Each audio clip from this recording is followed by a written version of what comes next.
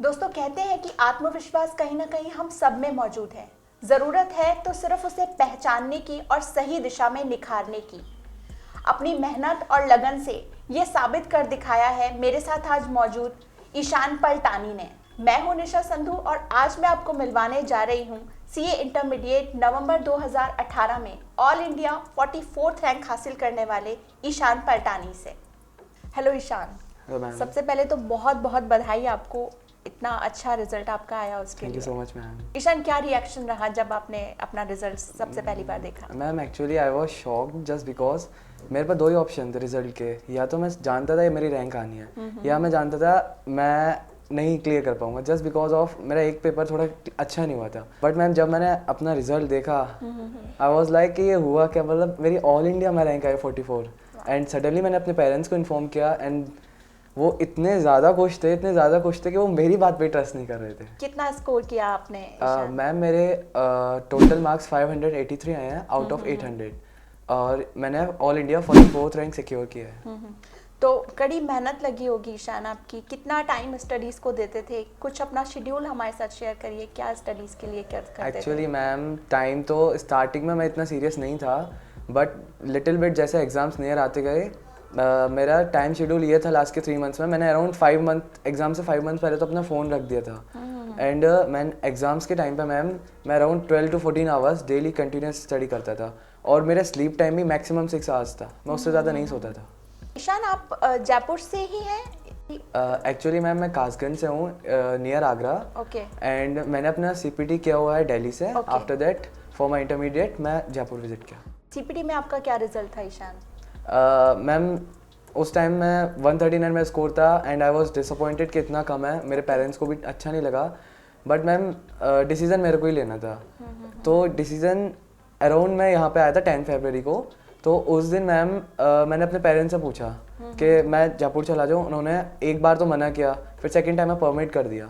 After that मैंने जयपुर आया, VSA visit किया। मेरे को इंस्टीट्यूट अच्छा लगा क्योंकि मैंने सुना हुआ था यहाँ रैंक्स आती हैं। तो मैम मैंने जब यहाँ एडमिशन लिया तो मैंने सिंगल ग्रुप के लिए ऑप्ट किया था, but day by day time निकला तो जो फैकल्टी हैं उन्होंने नोटिस किया और मेरे को बोला एडवाइस किया कि आप बोथ ग्रुप के लिए ऑप्ट करिए, आपका रिजल्ट अच्छा आएगा। मैम धीरे धीरे टाइम निकलता गया, एग्जाम्स आते गए। फिर यहाँ के सबसे बेस्ट है मैम मॉक टेस्ट सीरीज।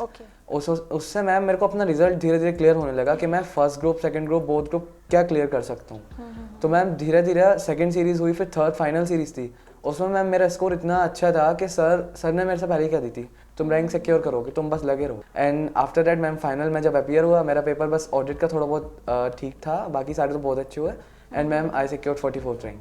अच्छा, तो ईशान जैसा कि हम इंटरव्यू से पहले बात कर रहे थे, आपने काफ़ी कुछ परेशानियां झेली, आप कुछ बताएंगे उसके बारे में? एक्चुअली मैम बेसिकली सीपीटी में कम मार्क्स आए। उसके बाद मैं दिल्ली में एक इंस्टीट्यूट विजिट कर रहा था, but just because of some financial issues उन्होंने कहा आप नेक्स्ट डे आइएगा। मैम नेक्स्ट डे एक चीज़ कहते हैं ना मैम, जो किस्मत में होता है वो आपको मिलता है, चाहे वो कैसे भी मिले। वही मेरे साथ हुआ मैम। नेक्स्ट डे तक उसी रात में मेरा प्लान बन गया था कि मैं जयपुर जाऊँगा।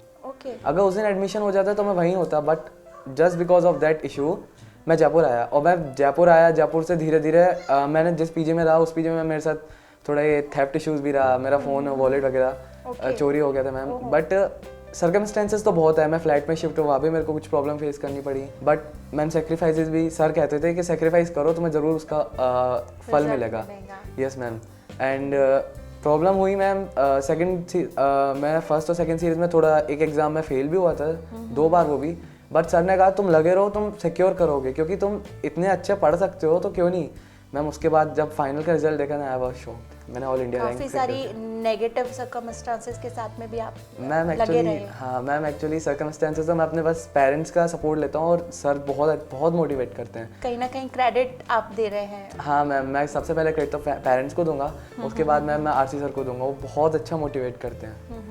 जयपुर शहर में रहकर, एक अपना शहर छोड़कर दूसरे शहर में रहकर स्टडीज़ करना, एक दूसरे इंस्टीट्यूशन में, कैसा माहौल आपको यहाँ पर देखने को मिला? स्टडीज़ की बात करें तो जैसे ऑल इंडिया में मैं तो नहीं घूमा, बट दिल्ली में मैंने सीपीटी किया होता है। उसके बाद जब मैं आया मैम, यहाँ का इंस्टीट्यूट इतना अच्छा है, यहाँ का इन्वायरमेंट इतना अच्छा है। वहाँ पे तो टीचर से क्वेरी करने में भी बहुत इशू होता था जस्ट बिकॉज ऑफ वहाँ क्राउड बहुत होता है मैम।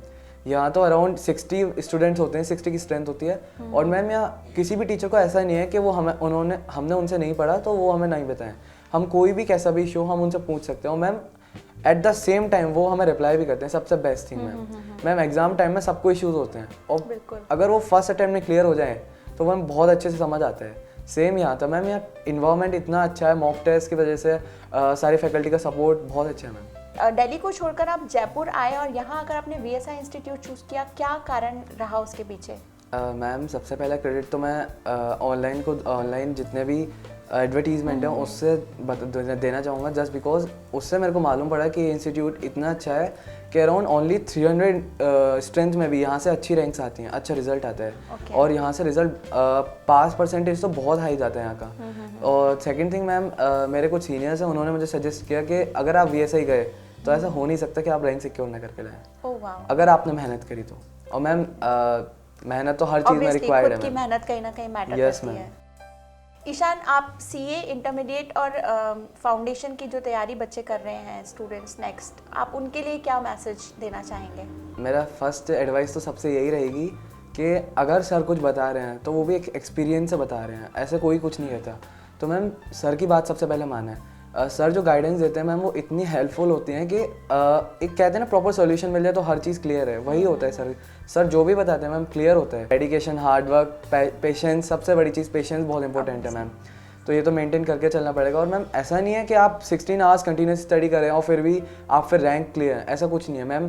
पढ़ाई करिए, वही ना मैम, क्वान्टिटेटिव नहीं क्वालिटेटिव पढ़ाई करनी चाहिए। जो एक बार में पढ़ा है वो एक बार में आना चाहिए, वो पढ़ाई होनी चाहिए मैम।